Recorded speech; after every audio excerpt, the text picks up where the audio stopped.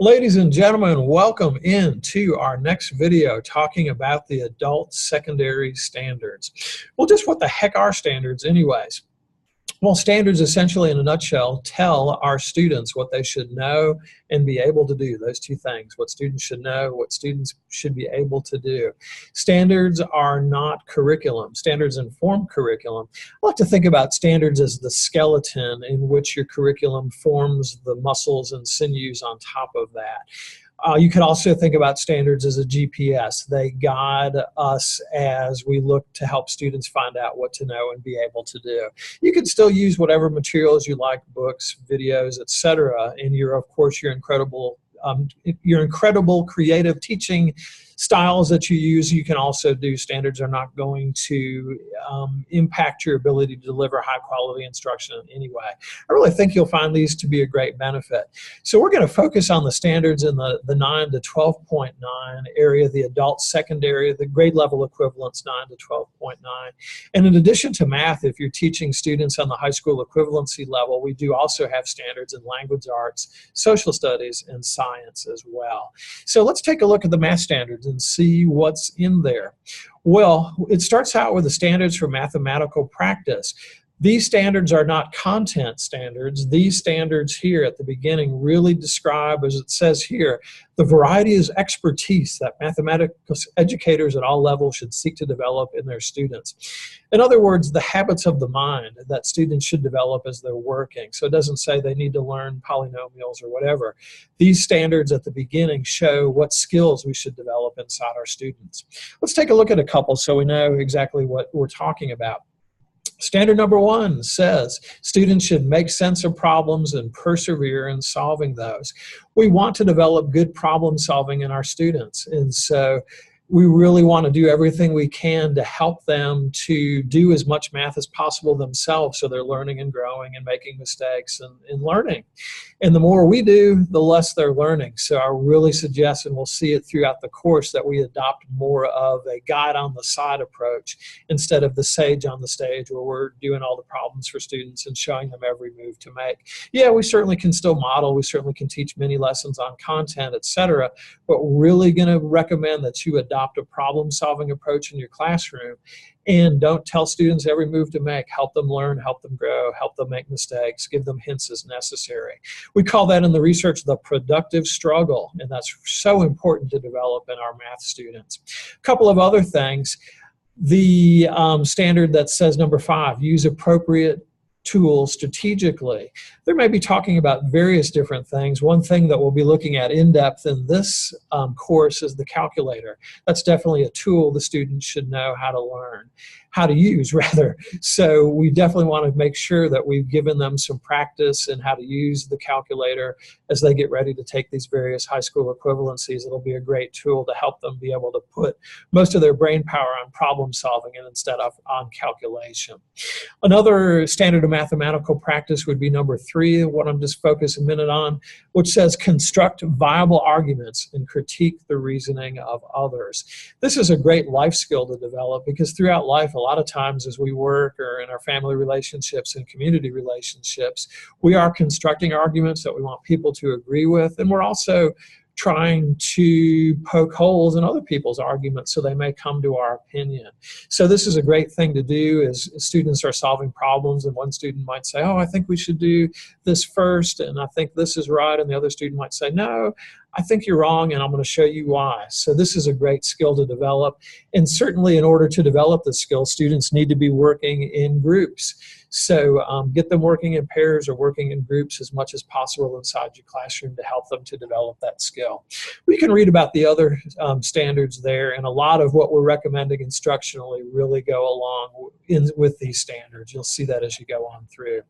Okay, so now we hit the meat of the standards here as we skim on through. I'm on page 6. And what we'll see here is the standard name across the top of this chart. And then essentially as we go down here on the left-hand side, the objective is listed, or in other words, the standards listed there. It's written in standardese. We have the standards from the North Carolina Essential Standards, which are and also informed by the Common core curriculum for which the college and career readiness standards are based on, but we could go into a lot of detail. But at any rate, these are the official North Carolina standards there. We could spend days talking about standards, and if you want to attend a full 6-hour face-to-face workshop on the adult basic ed standards, those 0 to 8.9, we do offer one full day, 6-hour workshop on those. It'll tell you everything you wanted to know about standards and were afraid to ask. So at any rate, here on page 7, we've got the standard written over here on the left. And what we've done is we've converted the standard to English here in the middle. So it's really clear explanation of what the learner should know, understand, and be able to do. And then finally, here on the right, we have put together many teaching notes and examples here that will help you, some websites you can visit. If you haven't taught this particular standard before, these will really help you. And that's the case in the language arts and the social studies and science. We've got some great teaching notes that are there. And I've heard folks say, as they've looked at standards first, they've said something like, wow, I thought that this was like a law book that was thrown upon me, but once I got into it, I see how easy these are to use and how helpful these are, and now I'm using these inside my classroom. And the expectation is that we are using the standards in terms of making sure that the resources that we're using teach the standards. And I would encourage you to go through and check and see the things that you're teaching, make sure that the standards say that those things you should be teaching, and maybe you're doing some things that aren't in the standards which you don't really need to do. So check, make sure that what you're teaching meets what the standards say that you should be teaching. Can we teach all this stuff? And I would probably be the first one to say no. There's a lot there. We have our students for a limited time.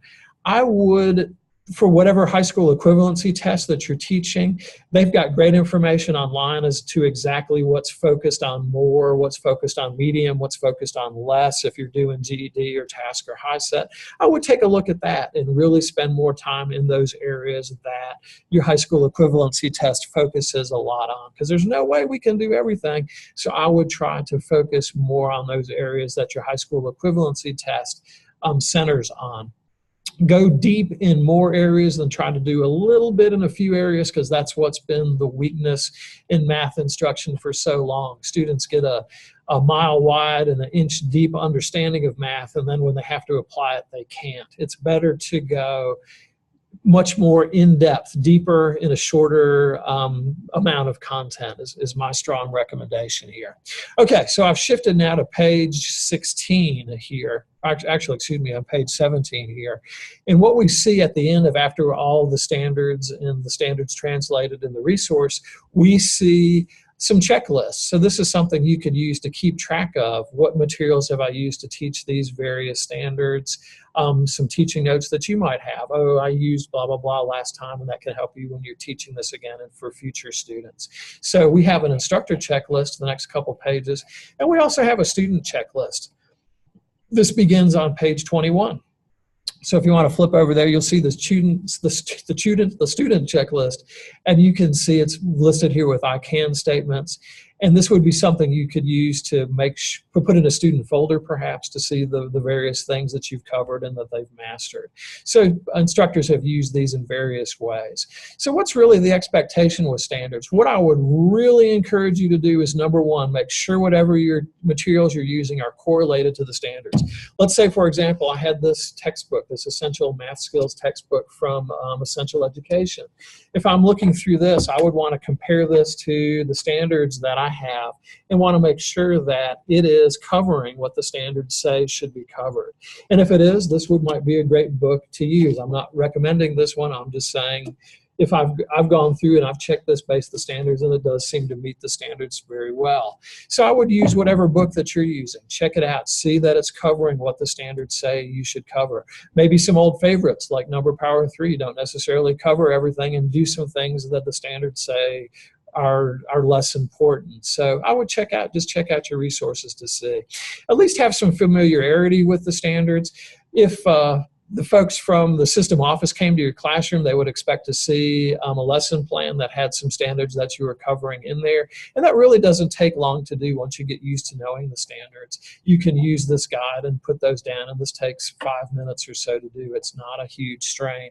What I really hope you'll see in the standards is all the great teaching notes and resources that we have here that can help you as you work to help your students, because I know very few folks in adult basic ed have any type of degree or background in teaching math.